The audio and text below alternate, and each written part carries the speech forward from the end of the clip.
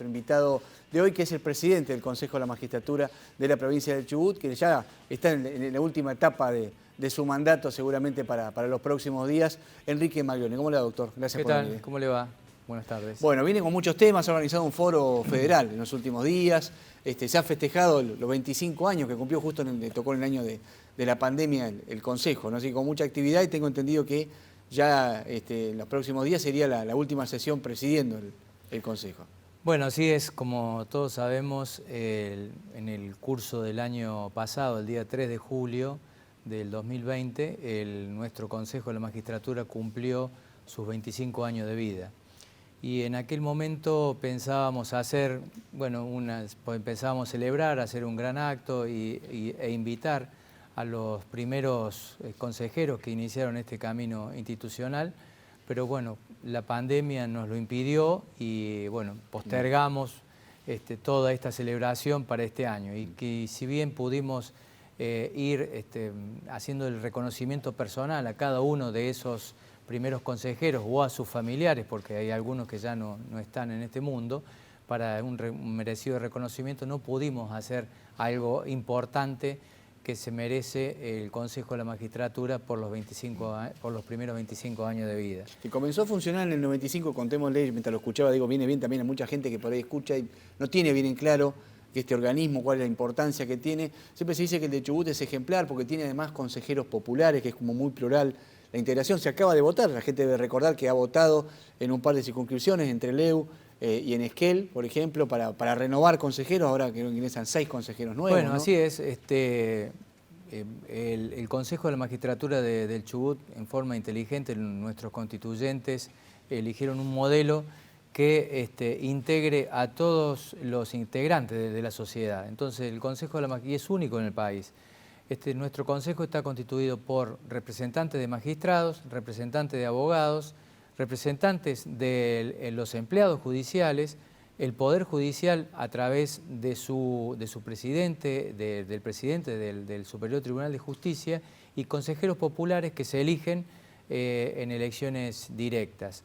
Así que, y esto le da un marco de institucionalidad integrativa, por una parte, y refuerza los principios republicanos y democráticos, haciendo una vasta visión de lo que es la sociedad. Es decir, es una integración, si se quiere, y haciendo un parangón con el juicio por jurado, ¿no es cierto? Es una integración de la sociedad, claro, al Poder Judicial, en este caso, así como lo es al Poder Judicial el juicio por jurado, lo es aquí al Consejo de la Magistratura. Bueno, ¿no? Y contándole entonces a la gente, por ahí, por la duda que nunca viene de más, las funciones, ¿no? Que tienen que ver con evaluar a los magistrados que están trabajando, recibir denuncias, ejerce también un rol de control, pero me quiero detener en una de las funciones del Consejo, que no es la única, pero que es muy importante, que es seleccionar, es decir, tomar examen a quienes van a ser jueces, quienes van a ser fiscales, quienes van a ser defensores, porque este es un tema que está muy en boga. Ustedes son especialistas en eso, es decir,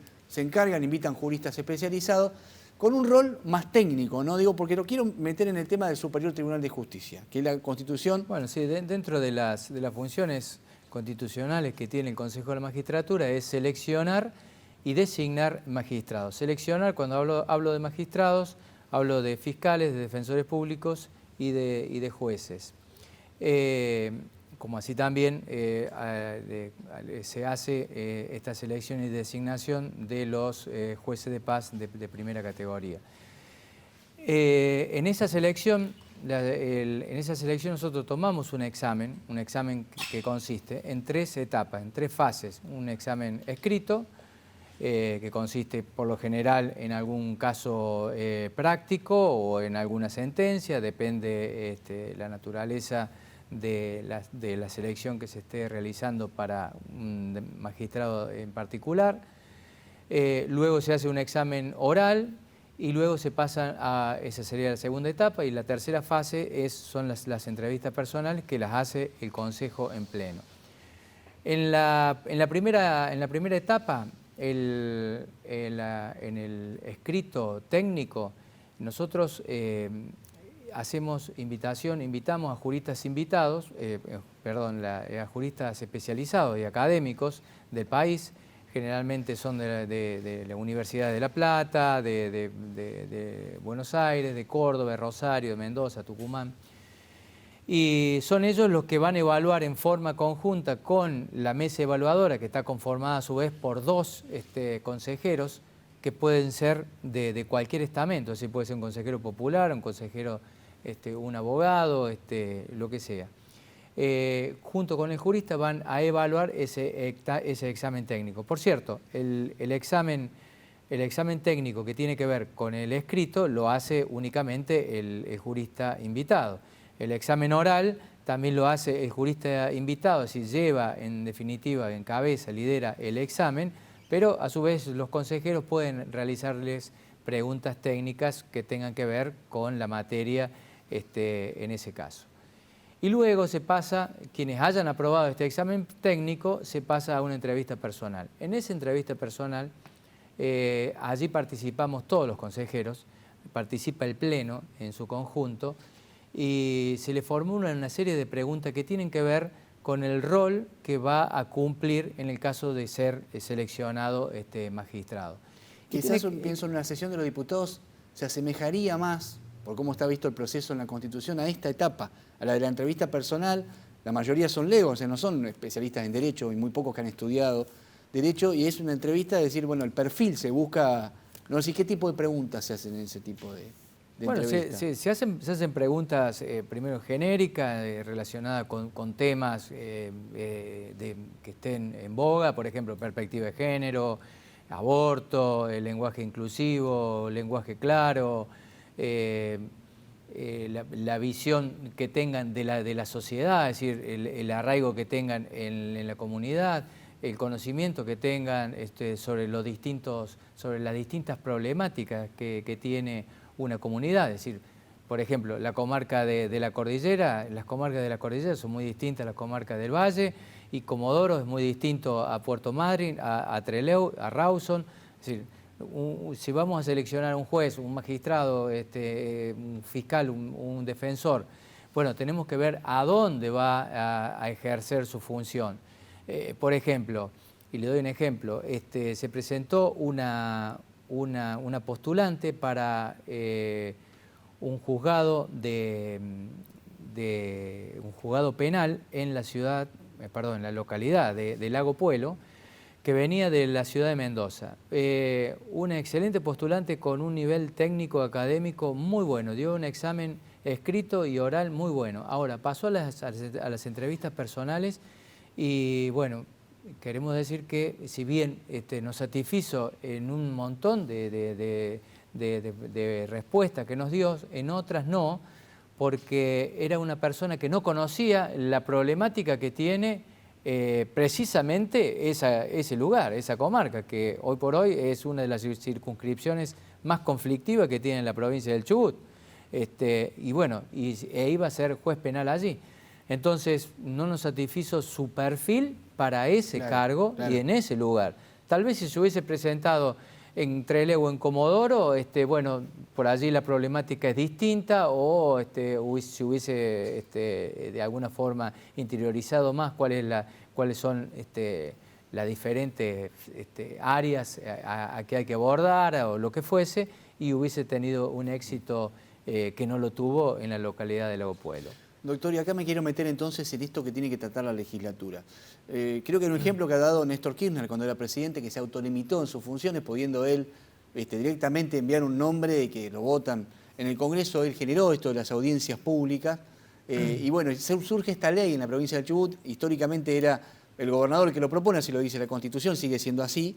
Se agregan pasos intermedios y los diputados tienen que aprobarlo, en todo caso con 2/3 de la Cámara, pero se agregan con esta ley pasos intermedios, que es toda una instancia en la cual se pueden hacer planteos por parte de la sociedad y que después los diputados los reciben y los plasman en una serie de consultas que los llevan a una audiencia y a una sesión especial. Se ha generado una polémica, no sé si usted ha visto, ha trascendido el cuestionario, una enorme cantidad de preguntas sobre todo tipo de temas y muchas de ellas muy específicas que tienen que ver con cuestiones del derecho, de la jurisprudencia de la Corte Suprema. Usted, que es un hombre que aparte ha tenido algún paso por la política también, ¿qué visión tiene de cómo ha sido encarado originalmente el tema? Es decir, de cómo debería ser una sesión de este tipo en la legislatura que pareciera más apuntado al acuerdo político más que técnico específico en derecho de los aspirantes, ¿no?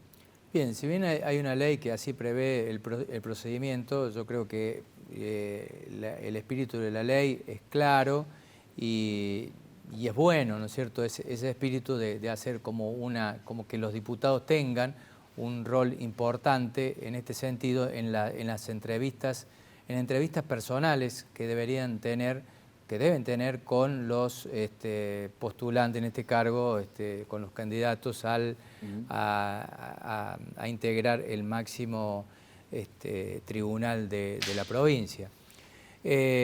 Bueno, ha trascendido una serie de preguntas, un cuestionario extensísimo.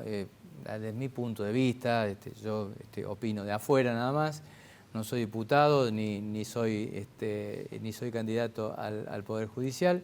De mi punto de vista, yo le diría más que extenso, innecesario en algunas cuestiones, ¿no? Porque se apunta por allí a una cuestión técnica específica, que las cuestiones técnicas específicas primero se las debe formular, en este caso, tratándose de derecho, se las debe formular alguien que sea un reconocido jurista en este caso, si vamos a hablar de cuestiones de derecho. Por otro lado, yo creo que no hay un tiempo suficiente como para contestar semejante cantidad de preguntas. Preguntas técnicas como, por ejemplo, los fallos de la Corte, que enumere el fallo de la Corte. Bueno, a ver, los abogados que ejercemos la profesión sabemos los fallos de la Corte de acuerdo a la materia y los más conocidos que nosotros conocemos y que utilizamos a menudo, es decir, quienes estamos en el derecho laboral, quien en el derecho penal, pero un candidato al máximo tribunal de la provincia no creo que conozca una gran cantidad de fallos o los fallos más reconocidos, pero que son muchos, en distintos temas, en temas administrativos, penales, civiles, comerciales, laborales, perspectiva de género, etcétera. Así que yo creo que eso ya hay algunas preguntas que no sé si un jurista lo podría responder. Yo creo que debería ser apuntado más, yo lo traspolo a nuestras entrevistas personales, ¿no? Deberían ser preguntas que tengan que ver... que los diputados lo hacen cuando ustedes mandan los pliegos a la legislatura. La Comisión de Asuntos Constitucionales también tiene entrevistas con los postulantes. ¿Ha pasado que en algún caso por ahí, si no convence, tienen ese tipo de entrevistas? De decir, a ver qué nos manda el Consejo. No es que tiene obligación de levantar la mano, digamos, ¿no? Sí, por eso, un poco para terminar el concepto, yo lo transpolo a las entrevistas personales que tenemos dentro del Consejo. Las entrevistas personales tienen que ver con el perfil. Nosotros no hacemos preguntas técnicas, salvo algunas cuestiones que tengan que ver con algún caso en particular, por ejemplo, con algún tema de si estamos hablando o seleccionando magistrados del fuero penal, con algún tema de perspectiva de género o de femicidio. Bueno, la perspectiva de género ya abarca todo el derecho. Han hecho mucho hincapié ustedes en la gestión, nosotros hemos hecho mucho hincapié en lo que es perspectiva. De hecho, los aspirantes tienen que tener un curso hecho previamente. Exactamente, y los consejeros también tenemos que tener esa capacitación y así lo hemos hecho. Pero en la legislatura, cuando nosotros enviamos un pliego de una selección que hace el Consejo, la legislatura también tiene, en la Comisión de Asuntos Constitucionales, tiene esa facultad y en alguna oportunidad lo ha hecho. A veces, en este último tiempo no, porque bueno, han sido meses de elecciones y bueno, han estado ocupados en otras cuestiones los legisladores. Pero a veces se cita a los postulantes y se le hacen preguntas, pero no de carácter técnico, porque se supone que ya pasaron un examen técnico y aprobaron un examen técnico, sino preguntas que tienen que ver con el perfil de magistrado para el cual va a ejercer la función. Por ejemplo, si un juez, si es un fiscal o lo que sea. Y yo creo que en la legislatura debería hacerse, más allá de de los conocimientos técnicos que tenga cada uno de los postulantes, debería ser un formulario que apunte al perfil que se busca o al perfil que quiere la provincia del Chubut para los ministros de la Corte Provincial. Y no que tenga que ver con cuestiones, me parece por allí más atinado a hacer preguntas personales, a hacer preguntas más personales y no preguntas de los antecedentes de cada candidato. ¿Por qué no decir, bueno, usted tiene una historia, todos llegan con una historia? Decir, bueno, usted, si me genera duda, ¿usted cómo actuó en este caso en particular? ¿Por qué? No digo, puede haber algún caso polémico, decir que usted, ¿qué criterio siguió? Y uno dice, bueno, tiene el argumento, es una opinión que estoy dando, ¿no? Pero tiene el argumento la persona entrevistada de decir, bueno, yo lo vi de esta manera y eso te marca ya en tu accionar. Sí, pero así es. Es como, además, desde el punto de vista, usted lo dijo ya, desde el punto de vista material, de cuanto a tiempo, es imposible. Es decir, agotar todas las ramas del derecho, que es cierto que un ministro de la Corte tiene que tener un manejo amplio, ¿no? Pero imposible determinarlo en alguna sesión. Quiero preguntarle también su opinión, porque usted además es un abogado de acá de la zona, de si considera que es histórico esto de que se vaya a cubrir de una vez estos 6 vacantes, hace cuánto que el superior no tiene, qué le genera al funcionamiento de la justicia, usted que está tan cerca, de hecho a usted le toca trabajar en el consejo con los miembros del superior tribunal, pues uno, el presidente o quien lo suplanta, forma parte del consejo entre sus múltiples funciones. Digo, ¿qué significa que se puedan cubrir todas las vacantes e incluso llegando mujeres por primera vez en la historia de la provincia también, ¿no? Bueno, en principio esto es muy beneficioso, que va a redundar en beneficio del sistema en general. Ya hace 3 años, casi 3 años, que la Corte Provincial viene funcionando con 2 miembros. Y pobres estos 2 miembros que vienen tratando de haciendo malabares por todos lados, porque bueno, tiene que cubrir no solamente lo que es la función jurisdiccional, sino todo lo que es la cuestión operativa y la cuestión de gestión política que tiene el Superior Tribunal de Justicia.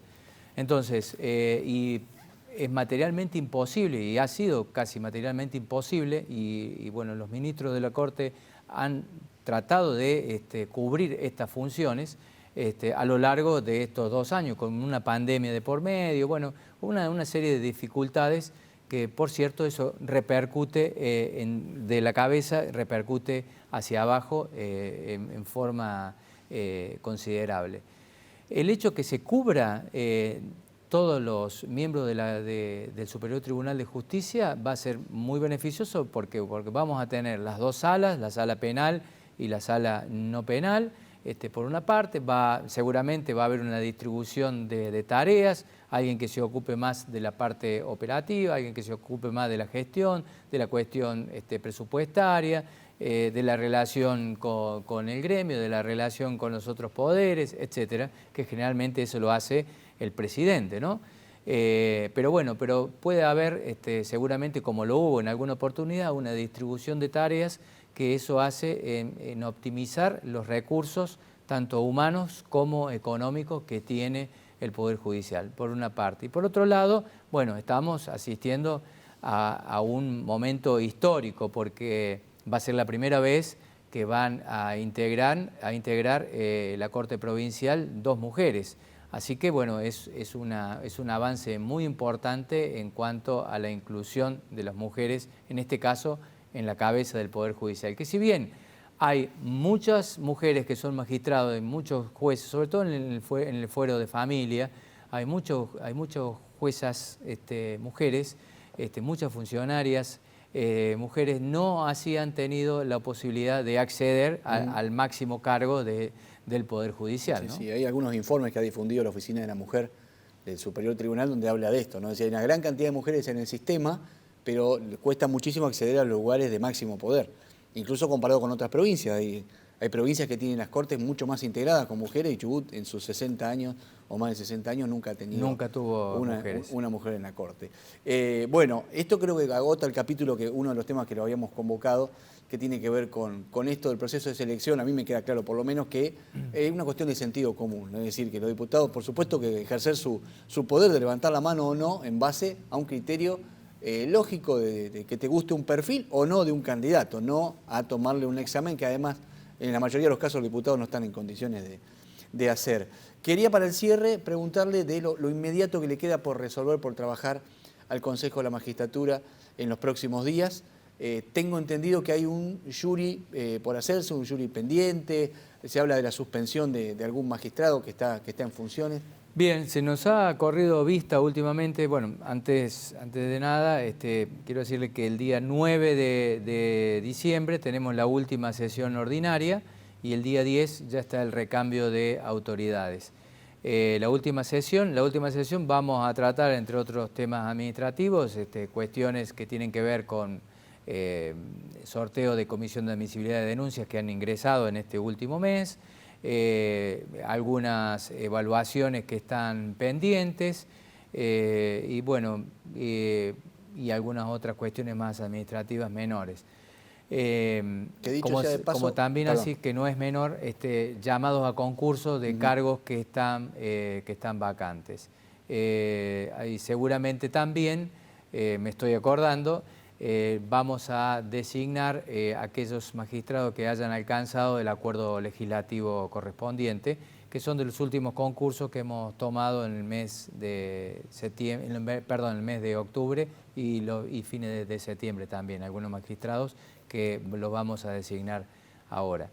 Pero sí se nos ha corrido vista del Tribunal de Enjuiciamiento, se nos ha corrido vista al Consejo de la Magistratura de un expediente que tiene que ver con el jury de enjuiciamiento del magistrado Toquier, que es juez en la ciudad de Comodoro Rivadavia, que ha sido condenado en primera y en segunda instancia, que si bien su condena aún no está firme porque tengo entendido que ha recurrido al Superior Tribunal de Justicia, se nos corre vista al Consejo de la Magistratura por dos cuestiones. Una, porque con la modificación de la Ley 580, que es la ley del Tribunal de Enjuiciamiento, a partir de esa modificación es el Consejo de la Magistratura quien tiene la facultad de suspender o no la actividad de este juez.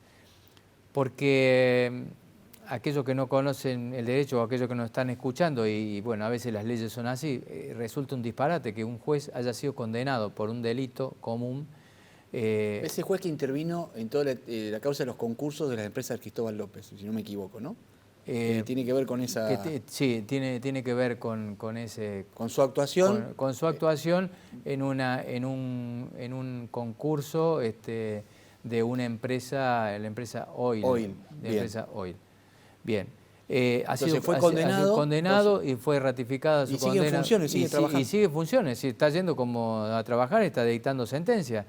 Yo no sé por qué no se ha tomado otro tipo de medida, pero bueno, la ley dice que es el Consejo de la Magistratura quien debe resolver, debe suspender en sesión ordinaria, por lo tanto vamos a tratar este tema el día 9, a ver si se suspende o no este magistrado. Se debe votar, sí, que se lo aparta del cargo hasta que quede firme la condena en todo caso. Sí, hasta que quede firme o hasta que bueno, sea revocada esa condena.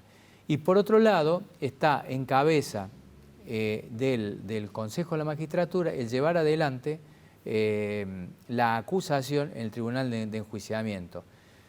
Antes lo hacía el Procurador General de la provincia.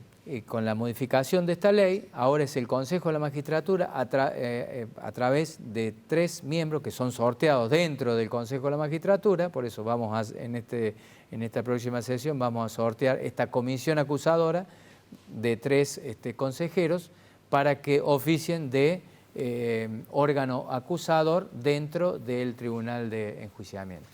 Bueno, Maglione, gracias por haber venido. Gracias a ustedes por invitarme. Muy amable, creo que está claro el planteo respecto a la sesión de la Cámara de Diputados, que va a ser el 15 y que vamos a seguir atentamente a ver cómo se desarrolla, y que ahora en el quincho vamos a hacer algunos comentarios de cuestiones que se resolvieron en el día de hoy. Ha sido muy amable, lo despedimos. Muchas gracias. Enrique Maglione, entonces el presidente del Consejo de la Magistratura de la provincia del Chubut, hablando de todas estas cuestiones que tienen que ver con la selección de los magistrados.